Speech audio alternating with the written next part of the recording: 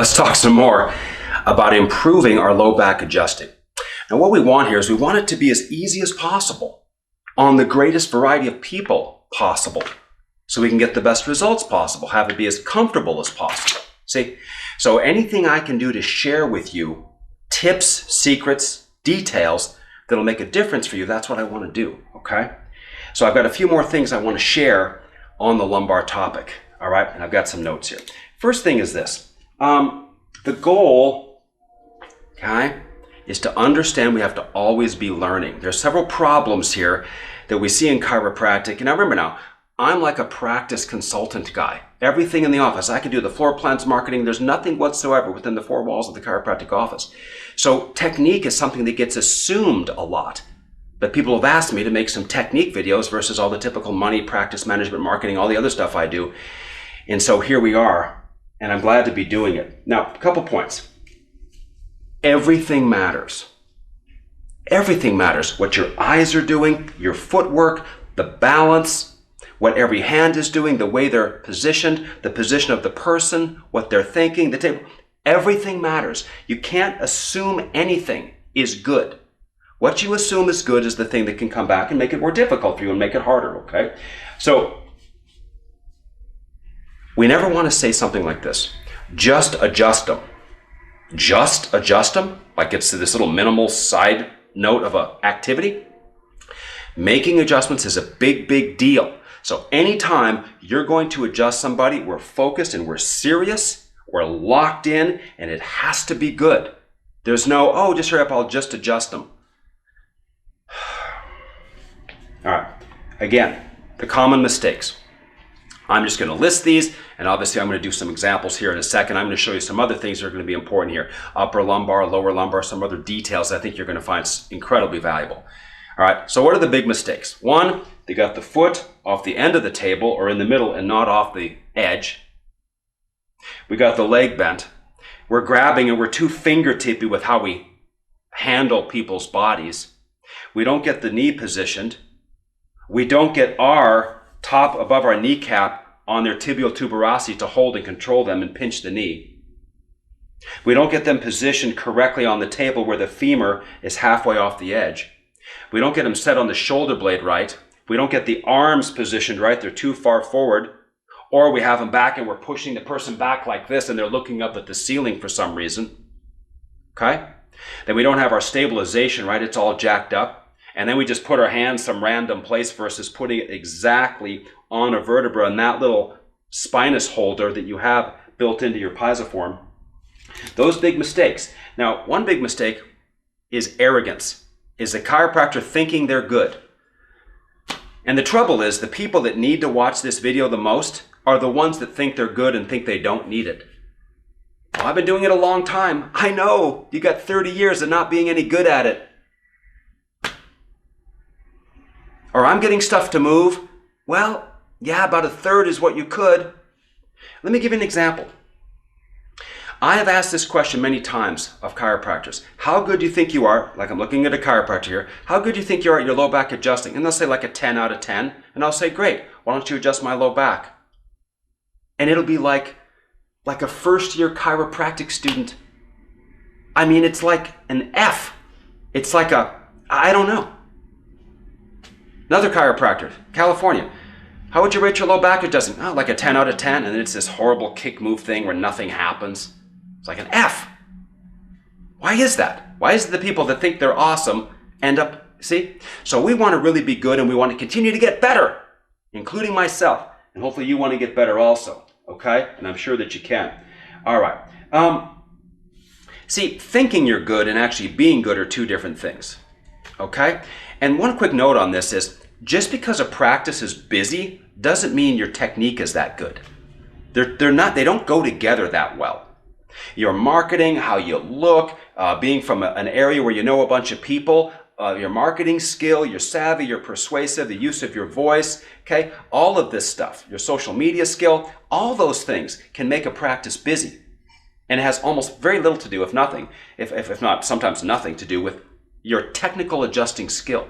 So sometimes chiropractors think I'm busy, so I must be awesome with my technique. They don't, you know what I mean? They're like two separate things. We want them both. right? Great with the office and everything, and great technical skill. But just because, oh, I'm busy, I don't need to do anything more with my technique. That's just not what a high performer does. A high performer always wants to get better. Now, very quick, I want you to understand something. It's like diving.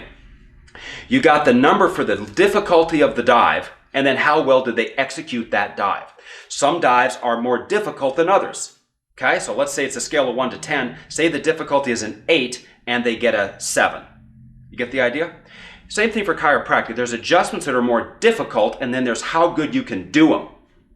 A seated T1, and I'll probably have to do some seated cervical adjusting, some cervical chair adjusting. Big difference between doing seated cervicals and cervical chair.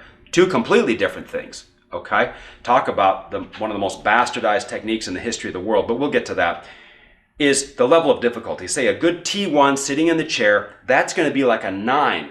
And how good is the chiropractor at it, okay? Pushing on the middle of someone's back is like a 2, okay? How good is somebody at it? So different vertebrae have different levels of difficulty.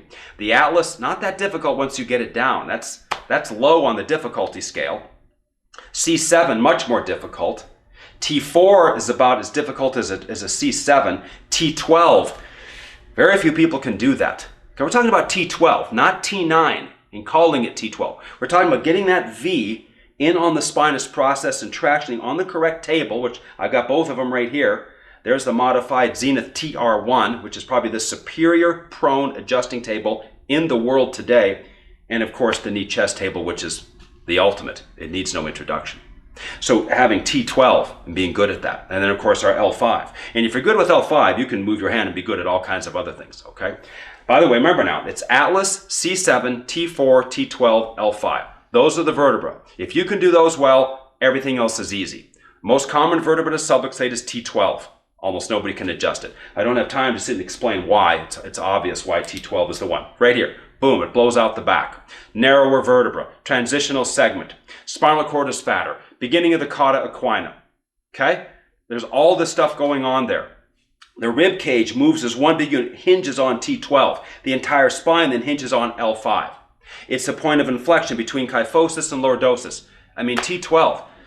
That's straight from John Thatcher. Tory, most common vertebra to subluxate is T12. Don't you ever forget it. And then he also said, you can't get your feet wet if you don't get out of the buggy, and he'd get you close as he was doing his work. He goes, Atlas, C7, T4, T12, L5. Don't stray very far from there. It's proven to be true. Like, just look at the spine. It's like obvious that's what it is. Okay, so next thing I want to mention here are what we call cheats. How does the chiropractor cheat on this? Cheating on lumbar is getting them where they're laying on their back and looking at the ceiling, okay, and really doing this and twisting their body. Remember now, it's not a twist. We're rolling them over and we're doing this. It's in this plane. We're going this way, okay? The leg is coming up and I'm using my lat like this, watch. Boom. That's what's happening. You're trying to take their spine and go like that with it. You're not trying to roll them over and do anything like this. Just think of how that just rips up everything. You're trying to bring them on over and you're trying to take that tailbone of the L5 and shove it straight through the table, straight through that plane, not trying to take their L5 and rotate it on everything else. There can be a tiny bit of that, but the less of that, the better. Okay? Same is true in a cervical. It's boom. The adjustment comes out the Adam's apple. It's not anything that looks like that. Okay? It's an interesting concept, this versus this. Trying to take the spinuses and go boom, because you're on the lumbar, you're using your lat, the leg comes up, nice traction, then it's boom with that. Now again, look at this. Look at my lat, boom. Okay? Lots of leverage and lots of power. So we don't want to do any cheating. Kicking and pulling, that's all cheating, versus really getting good at the side posture push. Okay, so we want to avoid a lot of these mistakes. We want to put in the time and effort. See, it's kind of like debt versus earning interest. Mistakes versus doing things right. Okay, let's try to do everything right as much as we can and have things all be positive. A couple other things I see, and I'll demonstrate this in a second here too. Well, I'll just wait till she gets in here and I'll do that. Okay, we want to sneak up on people. All right. Okay. All right. Let's bring Brittany in. I'm going to go over a few things. A little bit's going to be review, and a lot of it's going to be new. Looking forward to it.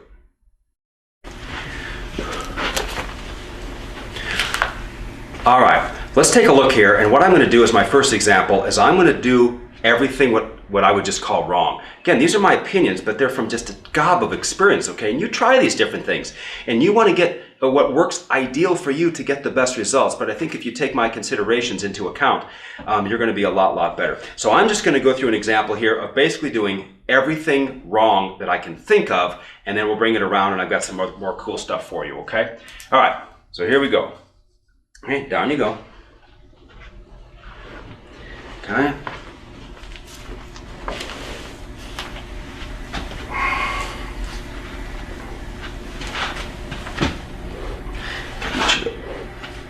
Okay, like that.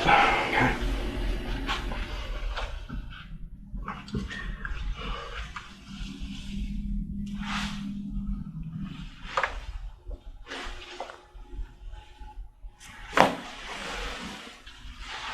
Okay, there's everything wrong. Okay, rock on up here. And by the way, notice, did that kind of go click? Right, did it? But was it as good as what we did the other day? No. No, it was nothing like it. It was nothing like it, okay? All right? Now, I'm going to go through, and I'm going to go through the 10 points here. There's 10 points you have to get down to make this uniform and make it awesome every time you do this, okay? And you see the little bobbing there? There's no jabbing, there's no, I'm going to warm up on this and I'm going to telegraph it so you can really get all wound up and nervous and tighten up. So I'm just going to have to force myself through it. Now, if you weigh 220 to 300 pounds, you can muscle your way through this, but we want to skill our way through this. We want to skill the vertebra to move. We want to skill, okay, the adjustment. We want to skill the bone into position, okay?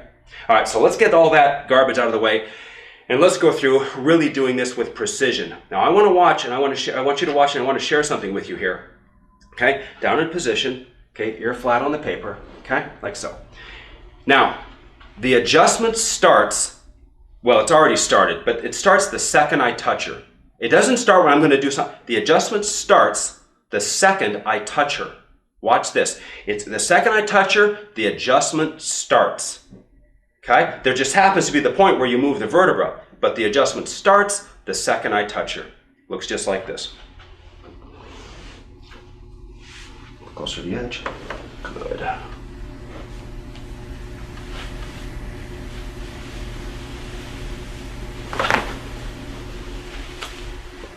And now it's over. See the difference? Mm-hmm. Yeah. Okay? A 2 or a 0 versus a 10. Okay? Rock back up here. Very, very nice. Okay? So you see, the adjustment starts the second you touch. It's one smooth, fluid thing. See how it's all one flowing thing. There's no stop and wait. You know what I mean? It's one. I'm hypnotizing with my hands and my movement. It's like, well, I laid down and I did it, and boom, it was over. Now, it wasn't rushed. See, it wasn't rushed. It was just this smooth, flowing thing. Boom. And then we're up and we move down to a prone adjustment, let's say. Okay? I really want you to get that across. So now I'm going to go over the 10 points. Here they are. Back down you go. Okay? So number 1, of course, is this off the corner. 1. Here. 2 into position. 3 is over. So the femur's halfway. There's 3. Bottom. 4. 5. Okay, I want to make sure the ear is flat like this. Maybe we'll call that 6. Okay? Then we're going to go, and I'm going to find the contact point. Okay, spine. 7. Into position with the pisiform. 8. And then I'm going to bring it to position. 9. Aiming. 10. And done. Rock back up. The term I want you to understand there, once again, is aiming. Once I have the contact and bring her over, I'm aiming. I'm aiming and I'm feeling the body, the tension here where I've got her leg. I'm lining up my arm and my power with that vertebra, and boom. And that's what you have to be able to feel, is when that is lined up. Okay? There's a point, well, you'll get to where you can feel that, and that's what people miss. They're just doing this mechanical thing and they're not aware of where it's supposed to be. Okay, like pulling this back and being perfect, boom, bullseye. It's just kind of like, well, I can't quite tell where my elbow and my hand should be. So we have to aim, okay? All right. We must sneak up on people, okay? We sneak up on the vertebrae. Over before they know it. There's no waiting. I got adjusted the other day, laid down, and his hands were there, and I was trying to figure out where my breathing was, and I was nervous he was going to push while I was breathing in. It was horrible. I left. It was like, oh, I feel worse. Okay? Once the hands go on, okay? Once the cervical, I'll go over all that, okay, on those particular areas of the spine as I get to those, okay? All right. All right. Next thing I want you to be aware of very quickly is what your eyes are doing, all right? If we have a kid here and the kid's looking at me when I'm working on mom, the kid is looking at my eyes to make sure I'm nice and I'm friendly. So your eyes always have to be upbeat and happy and looking where they're supposed to be looking. Your eye work, along with your footwork and your body work, is what makes the adjustment great. Okay? Okay, now I'm going to go over the difference between adjusting a sacrum and adjusting a higher up lumbar. Okay, so down we go. Okay, and then I'll flip her to the other side so we can see. We got our cameras here. So once again, here, and see how my hands are already there? See how smooth that is? And then see, I've got her right here, right above my kneecap into position, right at that tibial tuberosity. Okay? And then she's a little bit wonky, so I'm going to go here. And again, you see how it looks like my hands are on it, but I'm very gentle, and I just use this blade in the elbow. See that? It's not this way. See my right hand, see, this does this hand and this does this side because they're already here like that, okay? Now, if we're going to do something like a sacrum, okay, obviously I'm going to be down below that L5, and it's very, very easy. I'm going to be on that area. Fine. And I have to make sure that this cannot be back too far because I've got slack. You almost can't jack it up this way too far. You're better to err by bringing it up higher because it'll probably still move. If it's down, you'll be going into slack for sure. She'll tell you there's nothing here, but here she starts to feel this tension, okay? All right, now if we're going to do the upper lumbar, here's what's going to happen. We're going to be up here now, and we're going to take this, there's a V right here, and that V fits in that little valley of the paraspinals. And we're going to hook that spine, it's right in on, say like an L3, and we're going to hook that V within the valley of the paraspinals and hook that spinous right in that soft pisiform.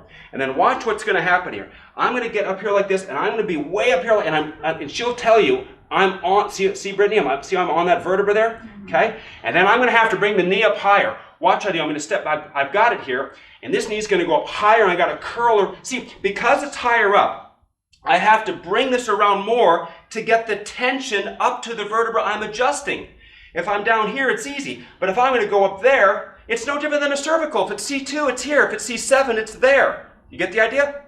C2, C7. So it's sacrum or L5, way up here for L3. So I'm here, I come in, I hook the vertebra, and I'm going to bring this way, way up, and I'm going to curl her around like this, and I'm going to get quite a bit of leverage. I'm really going to work on this, and I've got it right there. And she'll tell you I'm on that vertebra. That actually moved a little bit, didn't it? Just a hair, okay? So that difference between the lower ones, the lower ones and the upper ones, it's just, you gotta feel, and the knee goes up so you can get those upper ones. Like the spondylo. Oh, it's a base posterior. Just look at a spondylo. The L5 is forward, so that means the 4 and the 3 are rocked back. I've got a nasty spondylo. How often should I get my 3 or 4 adjusted compared to the base posterior sacrum? I will guarantee you 90% of the time, if I got a 3 or 4, because that's what rocks back and that's what causes the irritation from sitting and everything else. And everybody's running after the sacrum. Okay? You got to check both. Okay? But everybody's running, oh, I see it. They just learn this one little thing and then they gravitate to that while the person's L3 and L4 are causing the whole problem and the chiropractor can't adjust it because their technique isn't good enough, and then I sit here and suffer. Okay? I know it needs to be adjusted right now, and who can do it? I'm sure there's people who can. Okay? All right, so we have to be aware of that. Next point. Okay, let's rock back up. Enough on that side. Enough on that side. Enough on that side. Scoot over to here.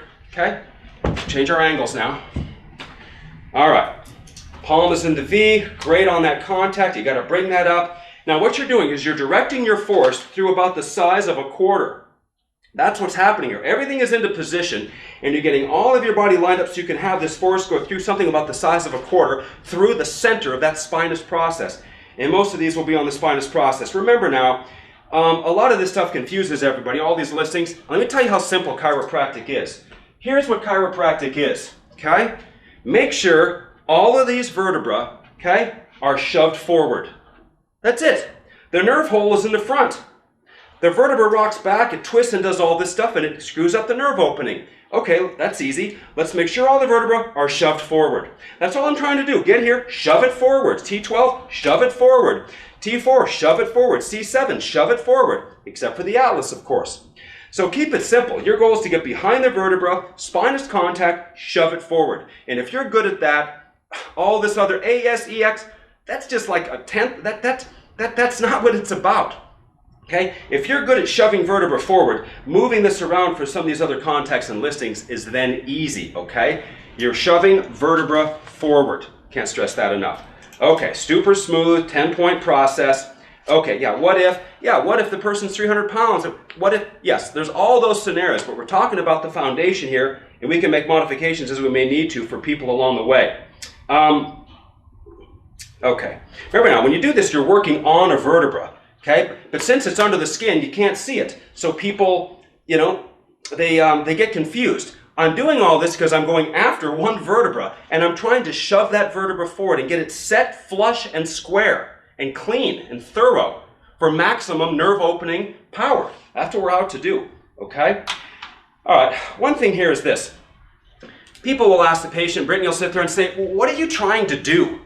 And the chiropractor, I'm trying to move vertebra or something. But here's what's really going on. There's a lot going on here. One is, if I go crunch like it just did, that's going to release pressure that's built up in the spine from her body weight that's crushing the discs and everything else. That release of pressure, those little nitrogen bubbles like this, right? Okay?